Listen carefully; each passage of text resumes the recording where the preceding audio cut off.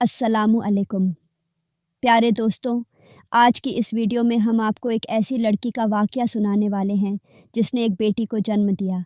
यह देखकर लड़की की सास ने उसे ज़िंदा ही दफना दिया। यह वाक़या सुनकर आपकी रूह कांप जाएगी।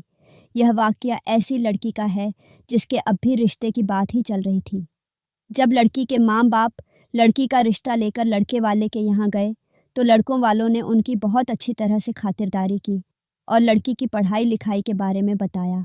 और फिर लड़के वालों ने लड़के के काम को बताया कि वह अब भी सरकारी नौकरी करता है और महीने के 50,000 कमाता है, जबकि यह बात बिल्कुल झूठ थी। उनका लड़का तो बिल्कुल भी नहीं कमाता था। वह हर वक्त अपने घर में रहता था और लड़के वालों ने लड़की वाले को बताया कि हमारे लड़के के नाम पर 50 बीघा ज़मीन है। वह ये सब झूठ इसलिए बोल रहे थे कि उन्हें शादी में दहेज बहुत अच्छा खासा मिल जाए। लड़की वाले इतना सब देखकर बहुत खुश हो गए। उन्हें नहीं पता था कि ये झूठ बोल रहे हैं। फिर लड़की वालों ने लड़के वालों से दहेज की बात करने को कहा, तो लड़के वालों ने जवाब में सीधा सीधा कहा कि मुझे 1 करोड़ रुपए दहेज में चाहिए। यह बात सुनकर लड़की वालों की बोलती बंद हो गई, क्योंकि लड़की वाले इतने अच्छे खासे घर से नहीं थे कि वह उन्हें 1 करोड़ रुपए की रकम दे सके। लेकिन उन्होंने जवाब में हाँ कर दिया। उन्होंने हाँ इसलिए करा था कि लड़के के नाम पर 50 बीघा ज़मीन है और लड़का हर महीना 50,000 कमाता है, जिससे हमारी लड़की वहाँ पर बहुत खुश रहेगी। लेकिन उन्हें क्या पता था, यह सब तो बिल्कुल झूठ है।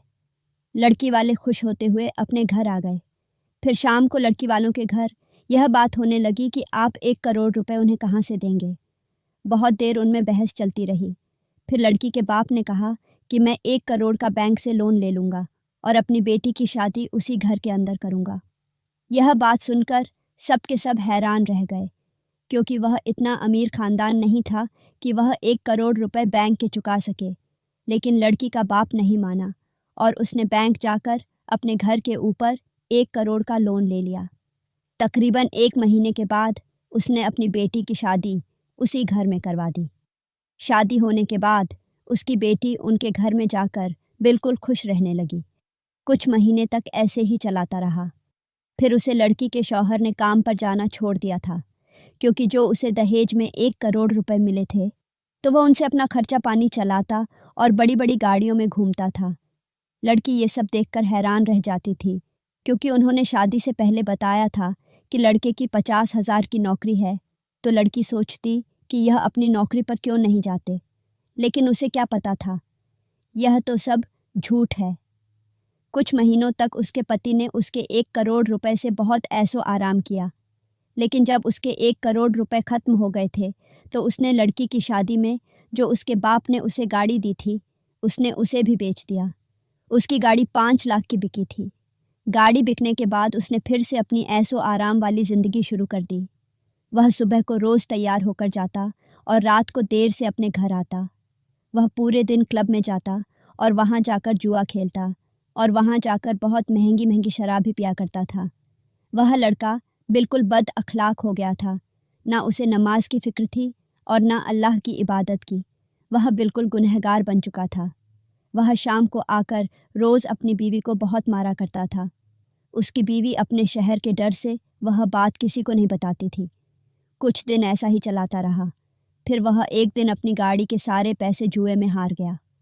उसने यह बात किसी को भी नहीं बताई थी। जब उसके घर वालों ने उससे उसकी गाड़ी के बारे में पूछा, तो उसने चोरी का बहाना दे दिया था। उसने अपने 1 करोड़ रुपए और 30 लाख की गाड़ी यूं ही ख़त्म कर दी। उसने अपनी बीवी को पता तक चलने नहीं दिया। फिर उस लड़की के माँ बाप ने उसकी 50,000 की नौकरी के बारे में पूछा, तो फिर उसने कोई ना कोई बहाना बना दिया। और फिर लड़की के माँ बाप ने उसकी 50 बीघे ज़मीन के बारे में पूछा, तो उसने कहा कि सरकार ने मेरी ज़मीन पर कब्ज़ा कर लिया है, मैं बहुत परेशान हूँ, आप मुझे 5 लाख दे दो। लड़की के माँ बाप ने यह बात सुनकर थोड़ा सोचा। फिर उन्होंने किसी से उधार लेके उसे 5 लाख दे दिए। फिर वह 5 लाख लेके अपने घर चला गया। उसने यह बात किसी को नहीं बताई थी, ना ही अपनी बीवी को। फिर वह 1 लाख रुपये लेकर क्लब गया और वह जाकर जुए में हार गया। और फिर शाम को शराब पीकर अपने घर आया और अपने कमरे में जाकर अपनी बीवी को मारने लगा और गंदी गंदी गाली देने लगा। उसकी बीवी यह सब बर्दाश्त करती वह एक हाफिज़ कुरान लड़की थी। वह दिन में 5 वक्त की नमाज पढ़ती थी और अपने अल्लाह की इबादत करती थी, लेकिन उसकी सास बहुत ही गुनाहगार औरत थी। वह हर वक्त टीवी देखती और हर वक्त हेडफोन लगाकर गाने सुनती रहती। उसे ना तो नमाज की फ़िक्र थी और ना ही कुरान पाक की। वह जब भी बाहर जाती तो वह ना ही पर्दा करती थी और ना ही सिर पर दुपट्टा रखती। उसकी सास अजान की इज्जत ना करती। अजान होते हुए भी वह बहुत तेज़ आवाज़ से गाने सुनती थी। वह बिल्कुल बदअखलाक थी। वह रोज़ रात को पार्टी में जाती और देर से घर आती थी। वह अपनी दोस्त के साथ रहकर शराब भी पीने लगी थी, क्योंकि उसकी दोस्त एक अमेरिकन गर्ल थी। वह बिल्कुल अपने इस्लाम को भूल चुकी थी। वह बिल्कुल जहन्नुम के रास्ते पर चल रही थी। उसे कुछ भी फ़िक्र नहीं थी। बस उनके घर में एक वही लड़की नेक थी, जो कि अल्लाह की इबादत करती थी और अपने अल्लाह की इबादत करती थी। फिर कुछ दिन बीत गए। फिर रमज़ान शुरू हो गए थे। वह लड़की रोज़ रोज़ा रखती और 5 वक्त की नमाज अदा करती थी और रोज़ रात को तरावी पढ़ती थी, लेकिन उसका शौहर बिल्कुल भी रोज़े नहीं रखता था और रोज़ सुबह को घर से निकल जाता और पूरे दिन क्लब में जाकर शराब पीता और जुआ खेलता। और उसकी सास रोज़ सुबह को 10 बजे सोकर उठती और ना ही फज्र की नमाज़ पढ़ती थी, क्योंकि वो रात को क्लब से देर में ही इतना आती थी कि उसकी आँख ही नहीं खुलती थी। और वह रोज़ सुबह को बिना रोज़े रखे अपने दोस्तों के घर जाती और पूरे दिन तेज़ आवाज़ से गाने सुनती और पूरे दिन शराब पीती थी और ना ही एक भी वक्त की नमाज़ पढ़ती थी और ना ही तरावी पढ़ती थी। उसने अपने कमरे में बियर की बोतल भी लाकर रख ली थी।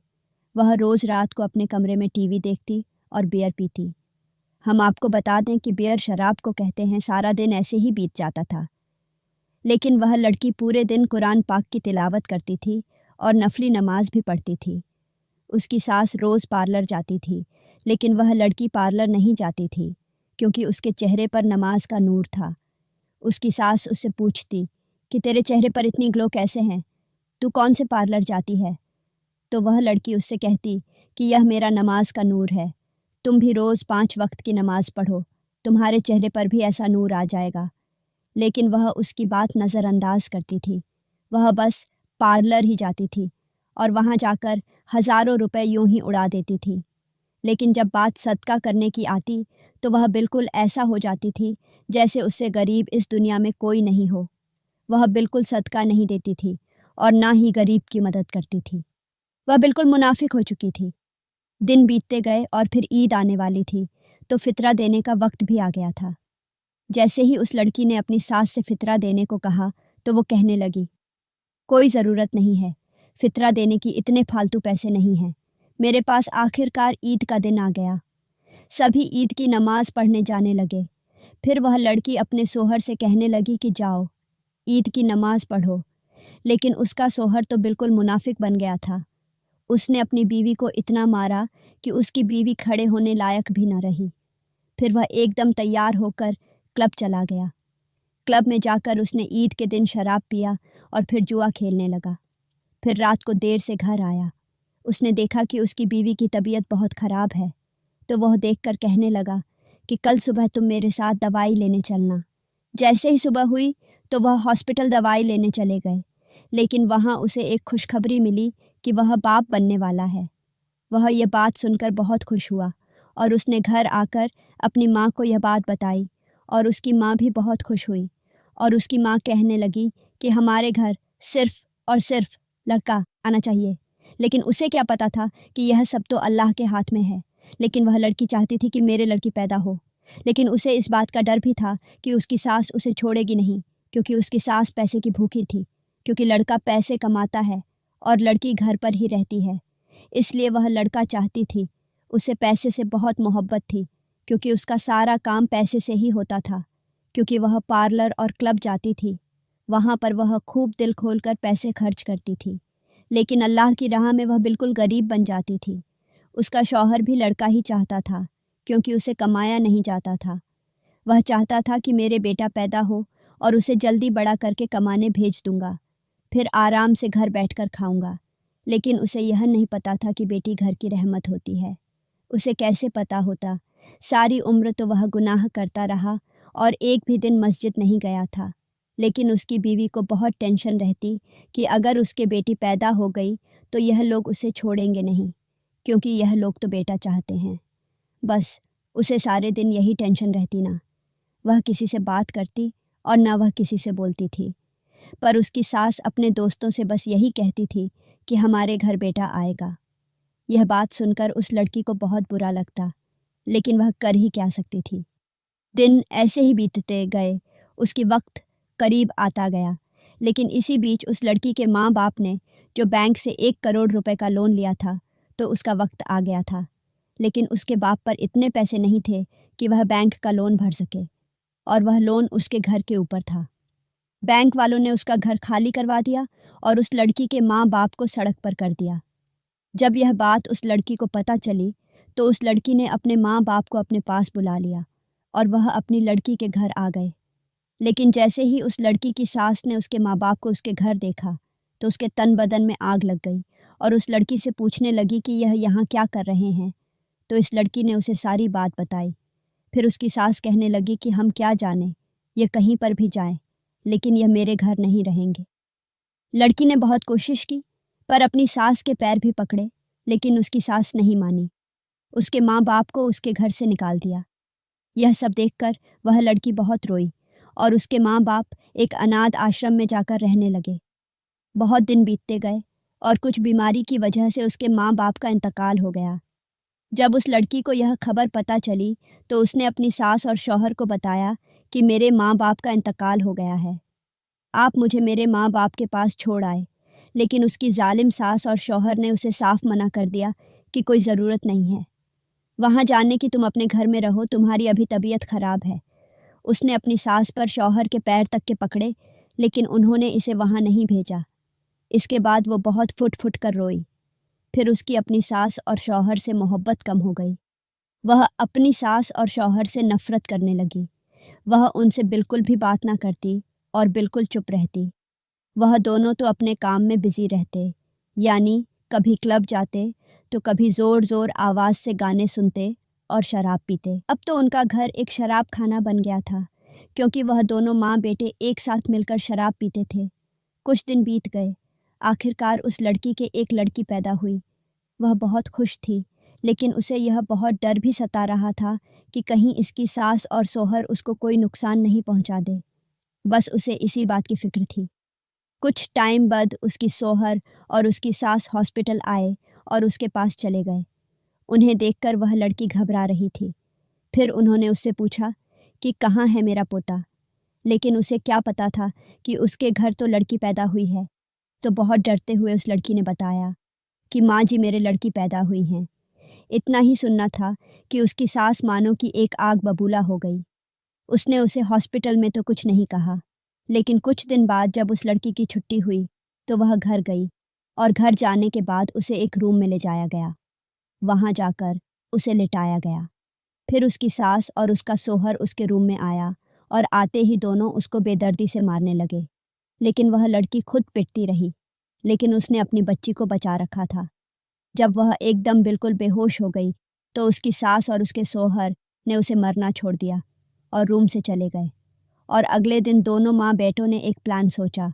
उन्होंने सोचा कि अगर हम इसे ज़िंदा ही मिट्टी में दबा दें और उस बच्ची को अनाथ आश्रम में दे आए तो अच्छा रहेगा। बस इतना ही कहना था। उन्होंने अपना काम शुरू कर दिया। अब वह उस लड़की के साथ एक चाल खेल रहे थे। उन्होंने उस लड़की से अब माफ़ी मांगी और उस लड़की का बहुत ख्याल रखने लगे। लेकिन वह यह सब कुछ अपने प्लान के मुताबिक कर रहे थे। लेकिन वह लड़की सोचने लगी कि अल्लाह ने इन्हें हिदायत दे दी है। वह अब बहुत खुश रहने लगी। उन्होंने अपने प्लान के मुताबिक उसके लिए एक अच्छी सी मिठाई बनवाई और उसमें बेहोशी की दवाई भी डलवाई, और शाम के वक्त उससे बड़ी प्यार से बातें करने लगे। उसका सोहर ऐसा इसलिए कर रहा था कि वह लड़की उसे नमाज के लिए बहुत टोकती और क्लब जाने से भी रोकती थी। वह ऐसा करके अपना रास्ता साफ करना चाहता था। वह उससे बहुत प्यार से बातें कर रहे थे। फिर वह कहने लगे कि तुम्हें लड़की पैदा हुई है, तो हम तुम्हारा मुंह मीठा करना चाहते हैं। यह बात सुनकर वह लड़की बहुत खुश हुई और उसने मिठाई खा ली, और कुछ देर बाद वह बेहोश हो गई। उन दोनों माँ बेटों ने अपने प्लान के मुताबिक उसके लिए एक पहले से ही कब्र खुदवा रखी थी। जैसे ही वह बेहोश हो गई, तो उन दोनों माँ बेटों ने उसको उस कब्र में डालकर कब्र बंद कर दी और उस लड़की को अनाथ आश्रम में छोड़ आए। अब वह पूरी तरह से खुश थे क्योंकि उनका प्लान पूरा हो गया था। अब कुछ दिन बाद उस लड़के की माँ ने अपने लड़के से कहा कि मैं तेरी शादी एक अमेरिका की लड़की से कराऊंगा। वह राज़ी हो गया। लेकिन दोस्तों, इन दोनों का इनकी मौत के वक्त ऐसा अंजाम हुआ जिसे सुनकर अपनी चीखें निकल जाएंगी। तो फिर उस लड़के की शादी एक अमेरिका की लड़की से हो गई। फिर वह लड़का अपनी बीवी और अपनी माँ के साथ एक घर में रहने लगे। उनके घर में अब कोई भी अल्लाह का नाम लेने वाला नहीं था। वह घर बिल्कुल एक काफिरों के घर की तरह बन गया था, क्योंकि जिस लड़की से उसकी शादी हुई थी वो लड़की एक नास्तिक थी जो किसी को नहीं मानती थी। तो उस लड़की ने उन दोनों माँ बेटों को भी बिल्कुल नास्तिक जैसा बना दिया था। वह अब बिल्कुल अल्लाह और उसके रसूल को भूल चुके थे।